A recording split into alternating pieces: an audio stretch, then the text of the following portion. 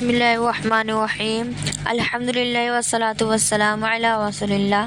السلام علیکم ورحمۃ اللہ وبرکاتہ۔ آپ سب کا استقبال ہے میرے چینل رسول اللہ کی باتوں میں۔ امید کرتی ہوں کہ آپ سب خیریت سے ہوئیں گے۔ خدا ہم تمام کو سلامت رکھے۔ آج ہم بات کریں گے حسد کے بارے میں۔ رسول اللہ صلی اللہ علیہ وسلم نبی رحمت ہیں۔ آپ صلی اللہ علیہ وسلم کی ساری انسانیت تعلیمات ہم تمام کے لیے رحمت ہیں۔ اللہ کے رسول صلی اللہ علیہ وسلم نے حسد کی سخت مذمت فرماتے ہیں کہ حسد کی آگ انسان کی نیکیوں کو جلا کر خاک کر دیتی ہے، اور یہ حسد کرنا وہ بیماری ہے جس نے پچھلی امتوں کے دین اور ایمان کو برباد کر دیا ہے۔ جس کے دل میں کسی دوسرے کے لیے حسد ہوتا ہے وہ انسان کبھی بھی چین سے نہیں رہ سکتا۔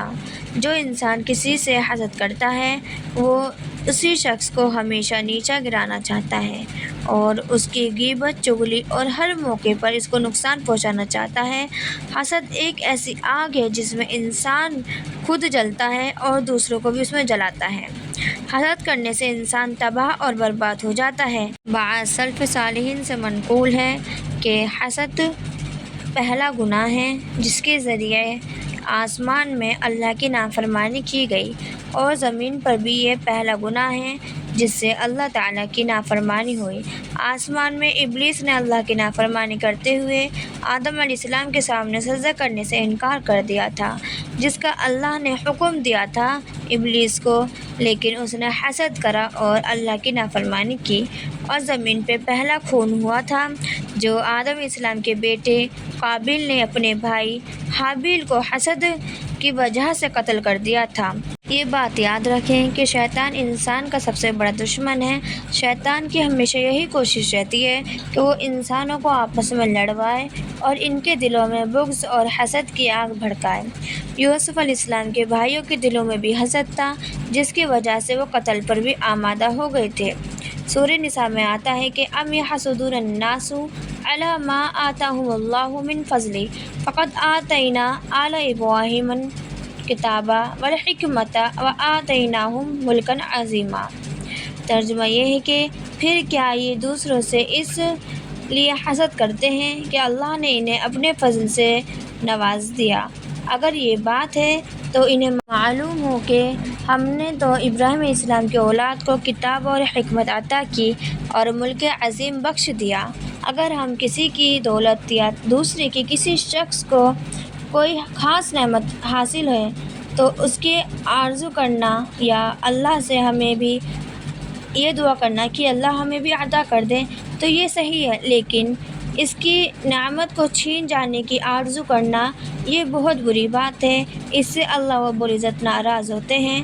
قرآن مجید میں حسد کرنے والوں سے پناہ مانگی گئی ہے، پناہ چاہی گئی ہے، کہ جیسا کہ سورہ فلق میں ارشاد فرمایا ہے وَمِن شَرِّ حَاسِدٍ إِذَا حَسَدَ۔ ترجمہ یہ ہے کہ میں اللہ کی پناہ چاہتا ہوں حسد کرنے والے کی شر سے جبکہ وہ حسد کرے۔ اس آیت میں بھی حسد کرنے والے سے پناہ مانگی گئی ہے۔ حسد کرنے والے کے حسد سے بچنے کے لیے علامہ ابن قیم رحمۃ اللہ فرماتے ہیں کہ اللہ کی حفاظت طلب کی جائے اور حسد کرنے والے کے لیے دعاؤں کا اہتمام کیا جائے۔ حسد کرنے والوں کی باتوں پر غور نہیں کیا جائے بلکہ اس کی باتوں پہ صبر کیا جائے۔ اس کو نقصان نہ پہنچانے کا خیال دل سے نکال دیا جائے۔ دل میں بالکل بھی نہ لائے کہ اگر یہ ہم سے حسد کرتا ہے تو ہم اسے نقصان پہنچائے، یہ بہت غلط بات ہے۔ حسد کرنے والے کے ساتھ بھلائی اور احسان کا معاملہ کریں، کبھی بھی کسی سے حسد نہ کریں، اور جو کوئی ہم سے حسد کرے ان کے لیے دعا کی جائے جیسا کہ اوپر بیان کیا گیا ہے۔ آخر میں اللہ رب العزت سے یہ دعا کرتی ہوں کہ مسلمان کے ہر فرد کو کسی دوسرے سے حسد کرنے سے محفوظ رکھے، کیونکہ اللہ کے رسول صلی اللہ علیہ وسلم نے ارشاد فرمایا ہے کہ لوگ اس وقت تک خیر بھلائی میں نہیں رہیں گے جب تک کہ وہ ایک دوسرے سے حسد یعنی جلن نہ کرنا چھوڑ دیں۔ اللہ رب العزت سے ہمیں اس بیماری سے محفوظ رکھنے کی دعا میں کرتی ہوں۔ اللہ تعالی ہم سب کو اس بیماری سے محفوظ رکھے، آمین ثم آمین۔ السلام علیکم ورحمۃ اللہ۔